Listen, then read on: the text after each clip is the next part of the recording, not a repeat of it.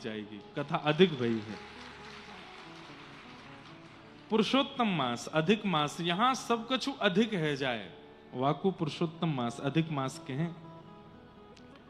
यहां एक बार किशोरी जी को नाम लोगे तो अधिक है जाएगो, एक बार राम नाम लोगे तो अधिक है जाएगो, एक बार कथा सुनोगे तो अधिक है जाएगो, एक परिक्रमा लगाओगे तो अधिक है जाएगो, एक वस्तु को दान करोगे वो भी अधिक है जाएगो, सब अधिक है जाए। अच्छा, अधिक में संख्या नहीं बताई, 100, 1000, लाख, करोड़, कितने? तो बोले वो व्यक्ति की भावना पर निर्भर करे कि वो पूर्व से कितनो भजनानंदी है, वाके भाव से अधिक होएगो। जैसे सामान्य से सामान्य, जो कभी भजन नहीं करे, कभी परिक्रमा नहीं करे, कभी मंदिर नहीं जावे, कभी कथा नहीं सुने, वो भी यदि अधिक मास में, पुरुषोत्तम मास में भजन करन लगे तो वाको 1 गुणा 100 से है जाएगो, तो 100 गुणा बढ़ेगो सामान्य व्यक्ति को।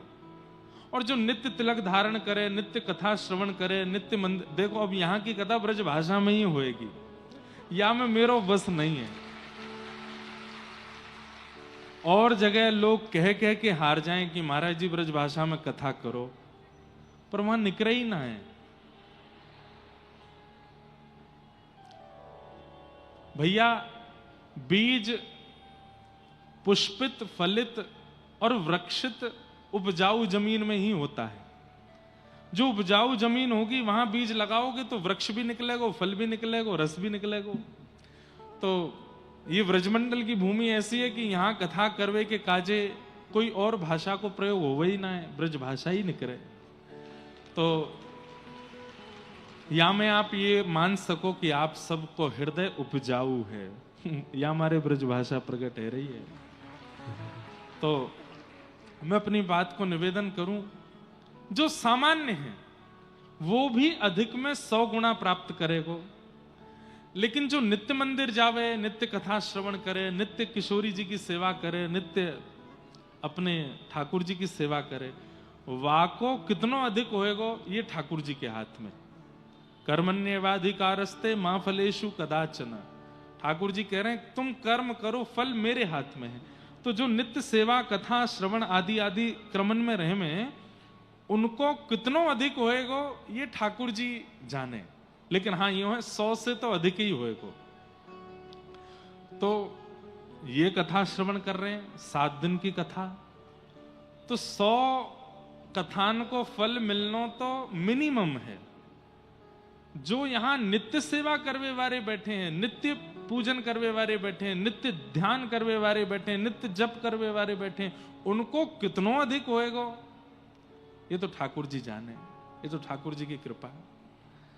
ऐसे अधिक मास में, पुरुषोत्तम मास में हम कई जगह याकू मलमास कहो जाए, और मलमास के भाव से कोई नए काम, विवाह आदि आदि आदि कई क्रिया या मास में ना हो में। लेकिन हमारे ठाकुर जी इतने करुणामयी हैं, अकारण करुणा वरुणालय हैं। ये जीवन को स्वीकार करें, ये जानवरन को स्वीकार करें, ये पशु पक्षीन को स्वीकार करें, इनने ऐसे महीना को भी स्वीकार कियो जाकू सब मलमास के हैं। महीना रोतो रोतो ठाकुर जी के पास गयो और बोलो आपने मेरो निर्माण काई को कियो? मलमास मेरो नाम रखो है, काय को मेरो निर्माण कियो? ताकि सब लोग, या में कोई मुहूर्त नहीं है, या में कोई विवाह नहीं है, या में कोई शुभ कर्म नहीं है, ऐसे मास को निर्माण कियो क्यों? केवल एक राक्षस हिरण्यकश्यप को मारने के लिए? तब ठाकुर जी को दया आ गई। ठाकुर जी बोले अरे भैया तू रोवे मत, मैं सबन को स्वीकार करूं, मैं तो को भी स्वीकार करूंगा। आज के बाद तो को जो मलमास केगो वाको पुण्य क्षीण है जाएगो। तेरो नाम आज से पुरुषोत्तम मास है, मैं पुरुषोत्तम और तेरो नाम भी पुरुषोत्तम।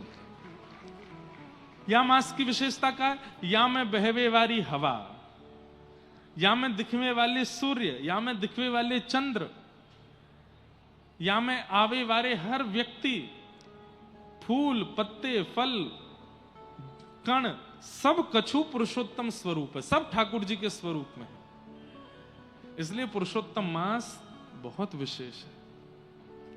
लेकिन इस मास की विशेषता यह है कि इस मास में और कुछ नहीं करना, केवल भजन करो, केवल ठाकुर जी को भजन करो, घर में उत्सव करो, आम मनोरथ करो, नौका विहार करो, फूल बंगला करो, ठाकुर जी के चंदन उत्सव करो, नित्य उत्सव, 1 महीना तक जितना हो सके ठाकुर जी को मुखोल्लास करो, ठाकुर जी को प्रसन्न करो।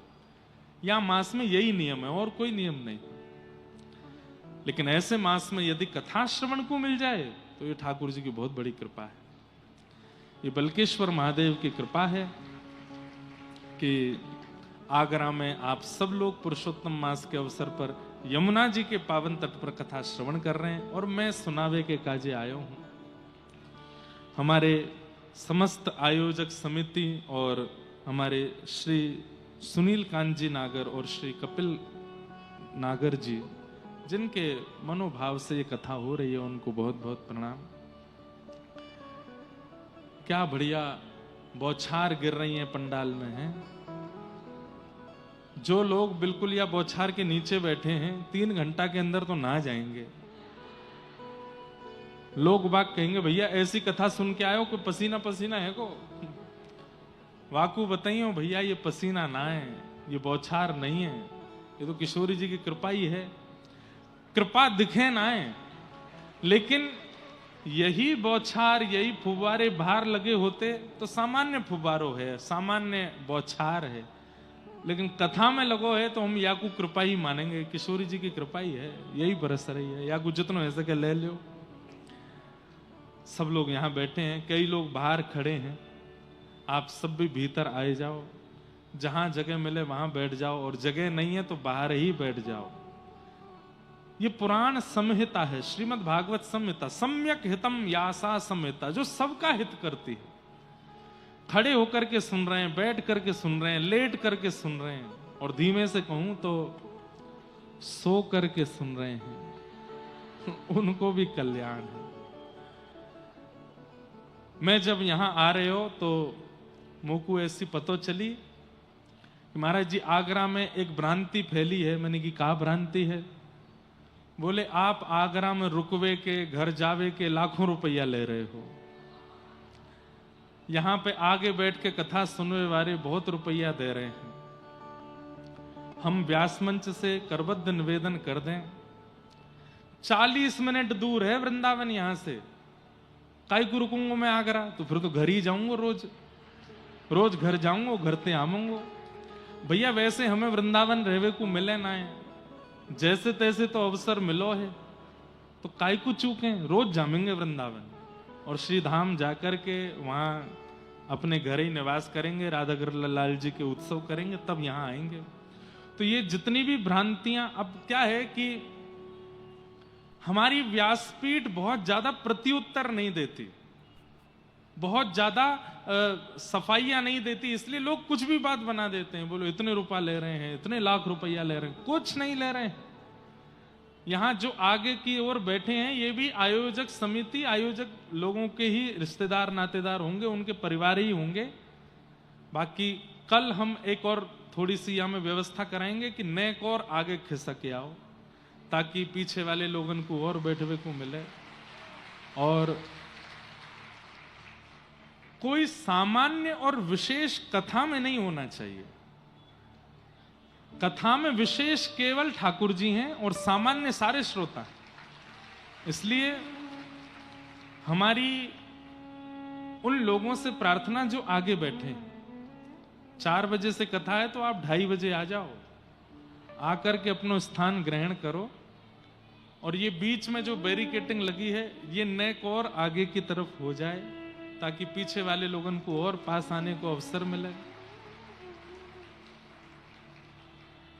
हाँ, 2-3 स्क्रीन लग तो रही हैं, एक और वहां पीछे की तरफ और लग जाए तो और बढ़िया रहेगा। सबको दर्शन होना चाहिए। अभी लगभग हमारी कथाओं में ऐसा हो जाता है कि कहीं पर वीआईपी पास है, कहीं पर वीवीआईपी पास है। ये वीआईपी वीवीआईपी पास, नाम वीआईपी वीवीआईपी मत रखो, बस पास दे दो। ये परिवार के जन हैं, ये आयोजक परिवार के हैं, ये कार्यकर्ता परिवार के हैं। अब भाई जो लोग मेहनत कर रहे हैं, परिश्रम कर रहे हैं, पंडाल बनवा रहे हैं, सब उनके परिवार के लोगों को बैठने का स्थान तो आगे मिलेगा, उससे आप लोग नाराज मत हुआ करो कि ये आगे क्यों बैठे, लेकिन फिर भी वो ऐसे निर्मित होना चाहिए कि पीछे वालों को ये ना लगे कि हम सामान्य हैं और वो आगे वाले वीआईपी है। नहीं, सबको लगे कि हम सब एक हैं। और जब ये भावना कथा में बनेगी ना, तो वक्ता की वाणी अपने आप चित्त में उतरने लगेगी, वक्ता की वाणी अपने आप समाधान करने लगेगी।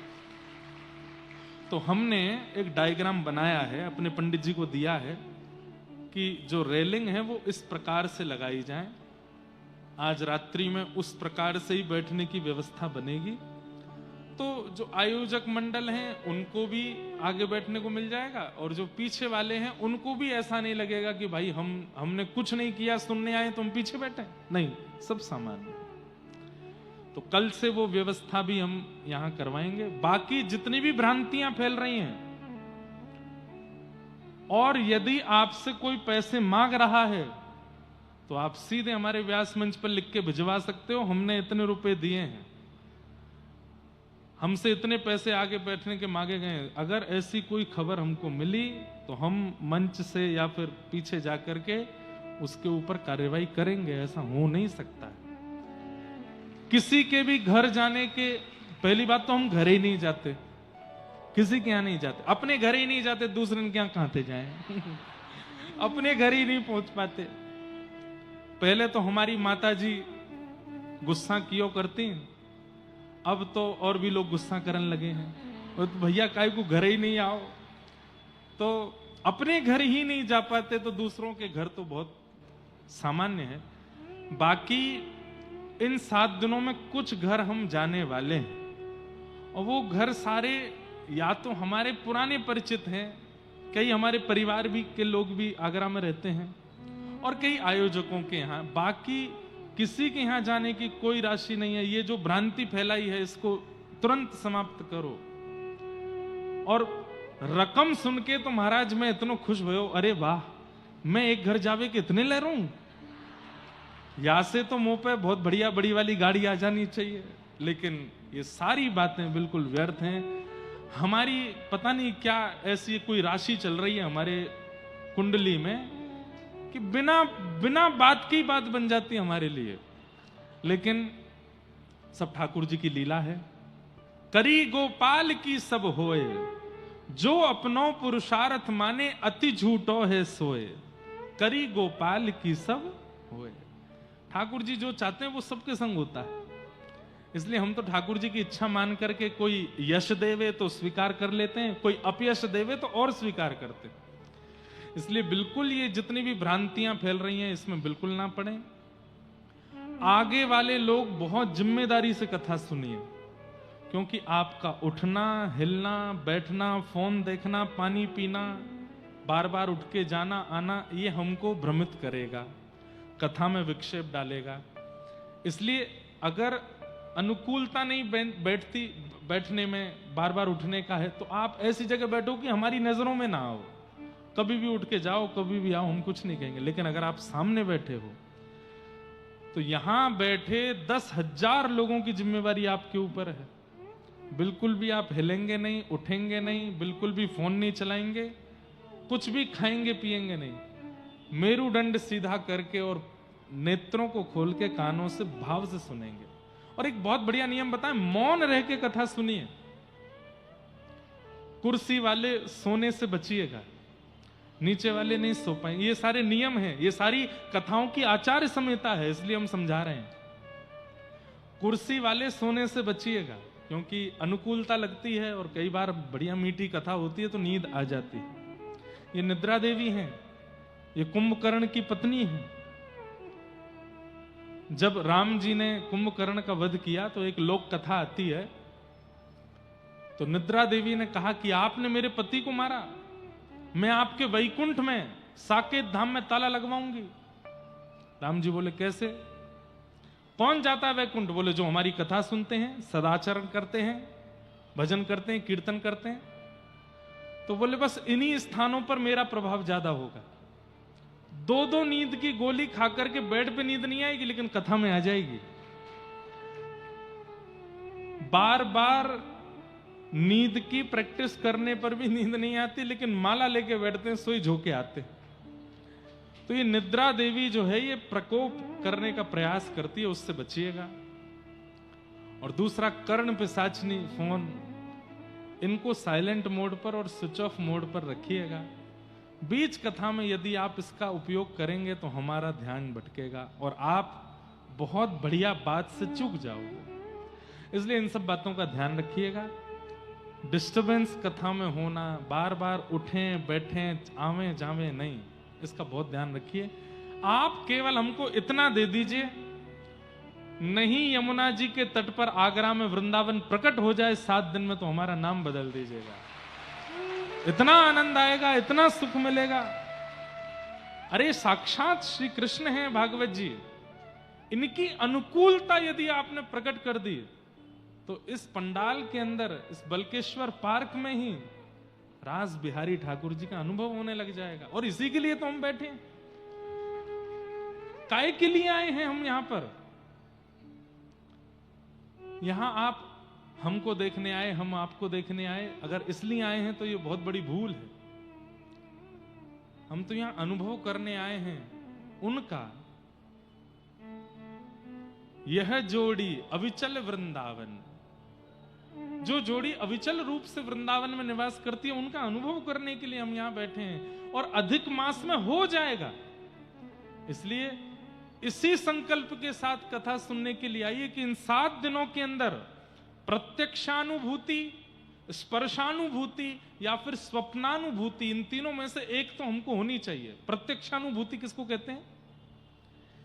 कि यहां बैठे बैठे लगने लगे कि श्याम सुंदर अभी यहीं खड़े थे, मैंने देखा।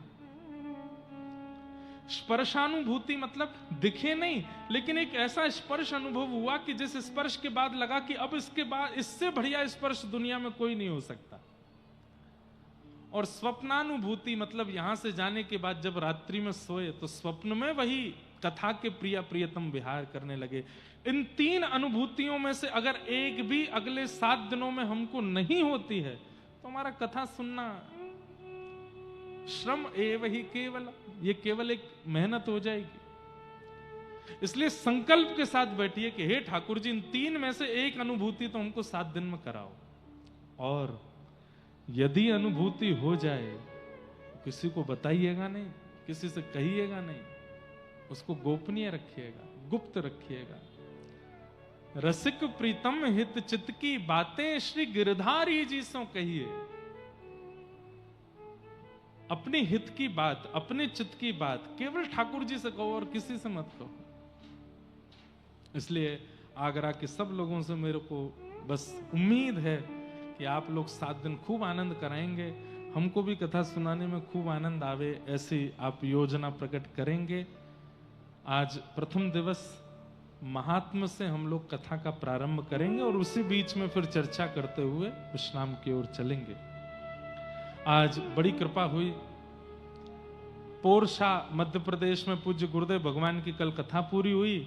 हमने निवेदन किया, हमारे कपिल जी भी निवेदन कर आए थे, तो आज सीधे कथा विश्राम करके पूज्य गुरुदेव भगवान यहाँ पधारे, कथा का प्रारंभ करके गए। कल से उनके वृंदावन में कथा है, हमारी 6 तारीख तक यहाँ कथा है, फिर 7 से वृंदावन में कथा है।